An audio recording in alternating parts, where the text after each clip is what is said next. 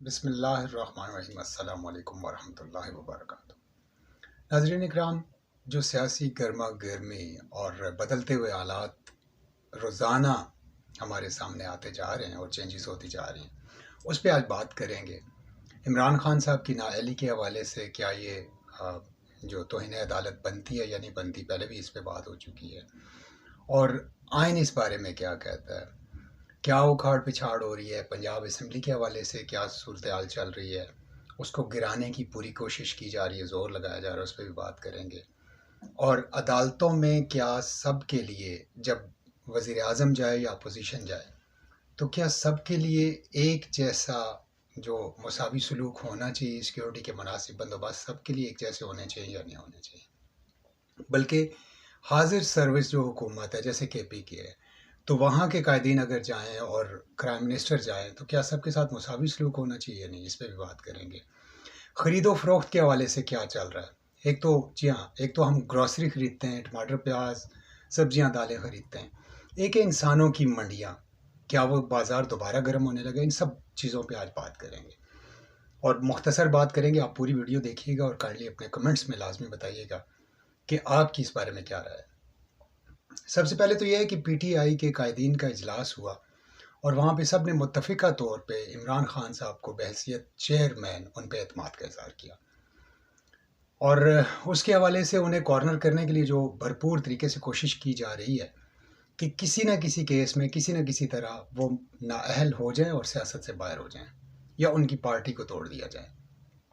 अब जो कानून और आइन है वो इस बारे में क्या कहता है कि ये नाअहली बनती है या नहीं बनती, तौहीन अदालत बनती है या नहीं बनती, इस पर पहले भी बात हो चुकी है। अब आइन का जो हिस्सा है दायरा इख्तियार के हवाले से, दायरा इख्तियार से मुतालिक, उसका जो सेक्शन 4 और सेक्शन 18 कहता है कि ये तौहीन अदालत नहीं बनती, ये डेफामेशन यानी तज़हीक का केस बन सकता है अगर बनाया जाए तो, और तज़हीक जो है वो तौहीन अदालत के ज़ुमरे में नहीं आती। अब आप देखिए कि आइन इस बारे में क्या कह रहा है कि लोअर कोर्ट्स के हवाले से अगर कोई चीज़ हो और किसी जज साहब या जज साहबा के हवाले से ज़ाती हैसियत में कोई ऐसी बात की जाए जो कि पसंद ना की जाती हो, नापसंदीदा हो, तो वो तज़हीक के ज़ुमरे में आएगा और तज़हीक के ज़ुमरे में आने वाली चीज़ पे तौहीन अदालत नहीं बनती और इस पे पहले भी बात हो चुकी है। और नाअहली का इंतज़ार ज़ाहिर सबको था और फ़र्द जुर्म का इंतज़ार और मिठाइयाँ बँटने का इंतज़ार, वो लगता ऐसे है कि वो उम्मीदें सारी जो है धरी की धरी रह जाएंगी और खान साहब 22 से पहले पहले उनके वकाला इसका कोई बेहतर हल निकालेंगे। अब फर्दर ये है कि पहले भी बात हुई कि अगर गैर मशरूत माफ़ी मांग ली जाती है तो ये एक तरह से अपने जुर्म का इकरार करने वाली बात है। वो कहते हैं खामोशी जुर्म का इकरार बनने वाली थी, जवाब देना पड़ा, वो सवाल ऐसा था। अब खान साहब यहाँ पे गो-मगो की कैफियत का शिकार हो गए हैं, उनके वकला की टीम भी। बट ये है कि there are so many ways and means, जब आप किसी चीज़ पे आगे बढ़ना चाहते हैं तो रास्ते निकल आते हैं।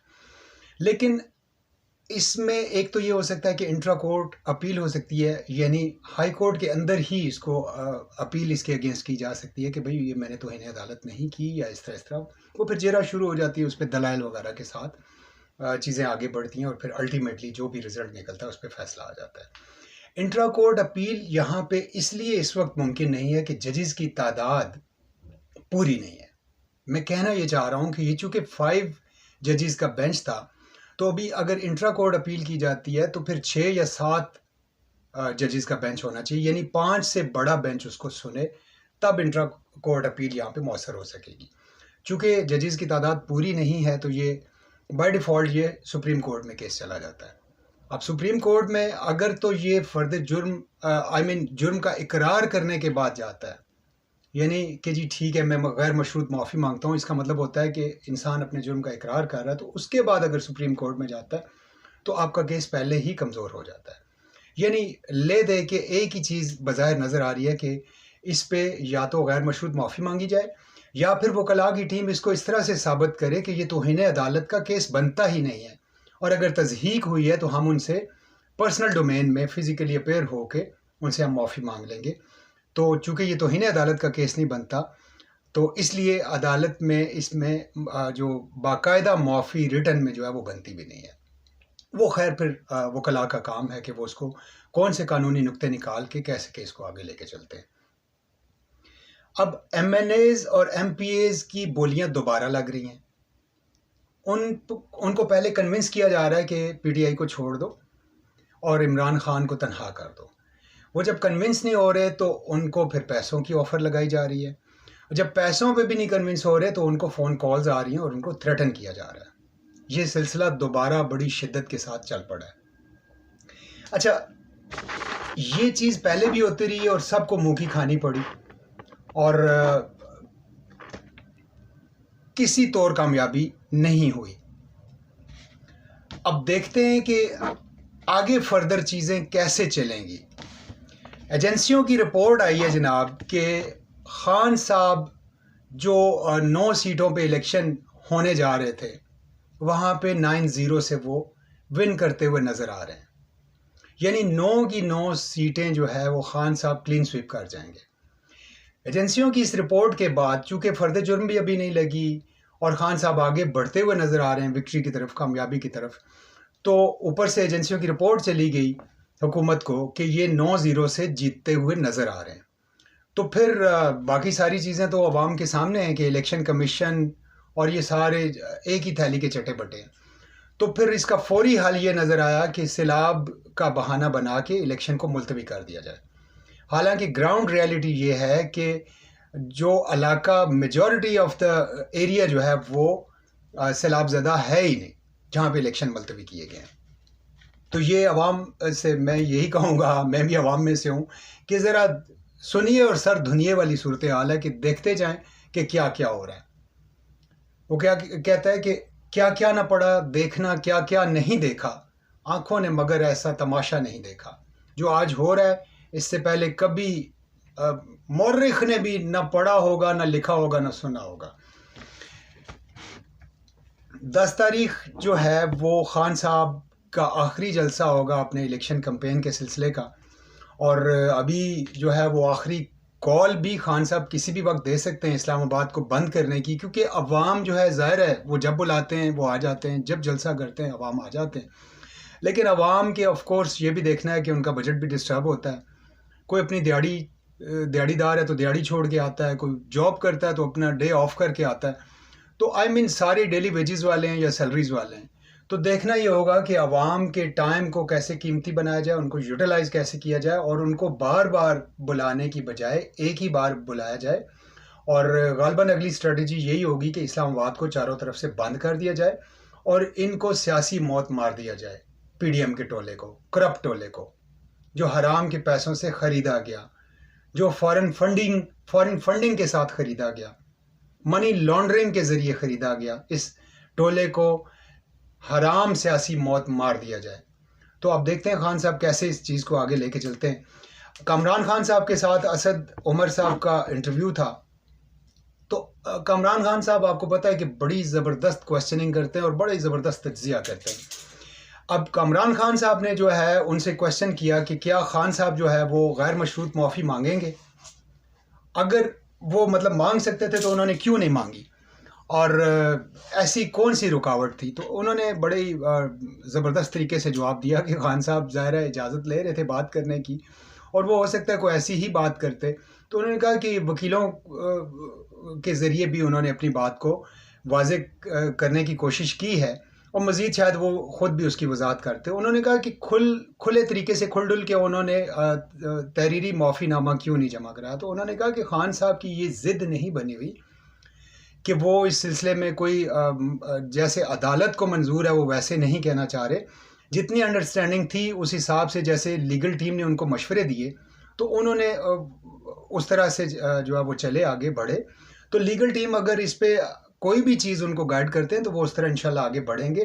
खान साहब की ज़िद नहीं है कि मैं ये अल्फाज कहूँगा और ये नहीं कहूँगा। बड़ी डिसेंट वे में उन्होंने बात को एक्सप्रेस किया। क्वेश्चन भी बड़ा ज़बरदस्त था और उसका जवाब भी बड़ा ज़बरदस्त था कि खान साहब की कोई ऐसी अना या ज़िद आड़े नहीं आ रही कि मैंने जो है वो माफ़ी नहीं मांगनी या ये अल्फाज होने चाहिए और ये नहीं होने चाहिए। जैसे लीगल टीम ने उनको गाइड किया उन्होंने कर दिया, और अगर वो उन्हें मौका दे दिया जाता तो गालबन वो वहाँ पे पूछ लेते बता भी देते कि आपकी अगर इस तरह तसल्ली नहीं होती तो आप मुझे बताइए कि आपकी कैसे तसल्ली होती है, मैं वैसे जो है वो बात अपनी एक्सप्रेस कर देता हूँ। तो खैर नाअहली का इंतज़ार बहुत सारे लोगों को है और वो लगता नहीं है कि ये सूरत हाल बनेगी। अब सोशल मीडिया के हवाले से बार बार चीज़ें जो है वो डिस्कस होती जा रही हैं। उसकी अहमियत से पहले भी एक फाजिल जज साहब जो है वो उसकी अहमियत से इनकार कर चुके थे, सोशल मीडिया की अहमियत से। लेकिन एक इंटरेस्टिंग बात यह है कि सोशल मीडिया ने तौहीन अदालत के हवाले से सबूतों के साथ पोस्टें शेयर करनी शुरू कर दी हैं। माजी में जिस ने तौहीन अदालत की, जो तौहीन अदालत का बायस बना, अदालत की दीवारें फांद के अंदर जाया गया, जजेस को भागने पे मजबूर कर दिया गया, उनकी नेम प्लेट्स को उखाड़ा गया, उनके साथ बदतमीज़ी और हल्ला गुल्ला किया गया, इंतहाई डिसरिगार्ड और डिसरिस्पेक्ट की गई। तो वो सारी चीज़ें, अब ये सोशल मीडिया जिसकी बताया जा रहा है कि कोई अहमियत नहीं है, इसने सारी चीज़ें सबूतों के साथ रखनी शुरू कर दी हैं। अब या तो ये होगा कि गर्दनें कम पड़ जाएंगी तो या फिर रस्से कम पड़ जाएंगे। मुझे तो लगता है कि रस्से कम पड़ जाएंगे और गर्दनें जो है वो स्टिल जो है वो पीछे लाइन लगी हुई होगी कि ये भी तौहीन अदालत का मुर्तकिब था, ये भी तौहीन अदालत का मुर्तकिब था। तो हाई कोर्ट से ये केसेस संभालने मुश्किल हो जाएंगे। दूसरी सूरत में अगर चशमपोशी की जाती है, सिर्फ खान साहब को जो है वो रास्ते से हटाने की कोशिश की जाती है, तो खान साहब की अभी जो शोहरत की बुलंदियां हैं और जो उनको उरूज अल्लाह पाक ने अता किया हुआ है, खान साहब उससे बहुत ज़्यादा बियॉन्ड चले जाएंगे, उनका कद बहुत ऊंचा हो जाएगा, सियासी कद उनका और बढ़ जाएगा। और अवाम जो है, जो पहले ही गुस्से में है कि ये आपने चलती हुई हुकूमत को हटा के ये हराम के पैसों से ख़रीदे हुए करप्शन ज़्यादा लोग हमारे ऊपर बिठा दिए, तो अवाम का गुस्सा महंगाई की वजह से और वो नाअहल और करप्ट टोले को उनके ऊपर बिठाने की वजह से पहले ही बहुत ज़्यादा। तो ये मुल्क में अनारकी का ख़दशा बहुत ज़्यादा है और अनारकी फैलने के बहुत ज़्यादा इम्कानात मौजूद हैं। अब जो इलेक्शन के हवाले से आपसे बात हुई थी कि इलेक्शन जो है वो मुलतवी कर दी गई, और जब उनको रिपोर्ट एजेंसियों की पहुंची इस करप्ट टोले को कि खान साहब तो 9-0 से जीत रहे हैं और आगे भी खान साहब स्वीप ही कर जाएंगे अगर जनरल इलेक्शंस हो जाते हैं, तो खैर सैलाबों का बहाना बना के जब इलेक्शन मुलतवी कर दिए गए तो बिलावल साहब ने रोना शुरू कर दिया है कि हाय हाय इलेक्शन मुलतवी नहीं होने चाहिए थे और ये वो है। मतलब ये है कि उसी करप्ट टोले का और सियासी टोले का हिस्सा होने के बावजूद trying to be like proving to be so innocent, बहुत मासूम बन रहे हैं। ऐसा नहीं चलेगा। आपकी मासूमियत पूरी कौम को पता है, आप कितने मासूम हैं, आपके वालिद साहब कितने ज़्यादा मासूम हैं। रियल थारो जेंटलमैन आपके नाना थे, आपकी वालदा थी बीबी शहीद शेख जुल्फ़कार अली भुट्टो, रियल थारो जेंटलमैन थे। आप और आपके वालिद जो है उनको कौम सारी जानती है कि आपने इस कौम के साथ क्या क्या जुल्म नहीं किए। अभी आप वज़ीर ख़ारजा बन के पूरी दुनिया घूमते फिर रहे हैं और इस कौम का आपको एहसास ही नहीं है। और जब आप सैलाब ज़दा इलाकों में गए भी हैं तो कौम ने आप पे हुटिंग की है, शाउटिंग की है। तो आपको अपनी ज़ाहिर है अपनी चीज़ों को ठीक करना होगा। और ये जो बोरियां खुली हुई हैं लोगों को ख़रीदने के लिए, बोरियों के मुंह खुले हुए हैं, ये आपको बंद करने पड़ेंगे और एथिकल वैल्यूज़ को अडॉप्ट करना होगा, सोशल नॉर्म्स को अडॉप्ट करना होगा, वेल मैनर्ड पॉलिटिकल अप्रोच को अडॉप्ट करना होगा। उसके अलावा ये मुल्क नहीं चलेगा। आपको चाहिए ये शेरवानियाँ उतार के वापस खूंटियों के साथ लटका दें, जनरल इलेक्शंस की तरफ चले जाएं और अवाम जिसको मुंतखब करती है उसको हुकूमत करने का मौका दें, ताकि वो अवाम की अक्सरियत से जब आए तो अवाम की उमंगों का तर्जुमान बने और फिर इस पाकिस्तान के मामलात भी अल्लाह करे कोई बेहतरी की तरफ गामजन हो। आप सबसे इंशाल्लाह फिर बात होगी। अपना अपने प्यारों का ख्याल रखिएगा, दुआओं में याद रखिएगा। अस्सलामु अलैकुम वरहमतुल्लाहि वबरकातुहू।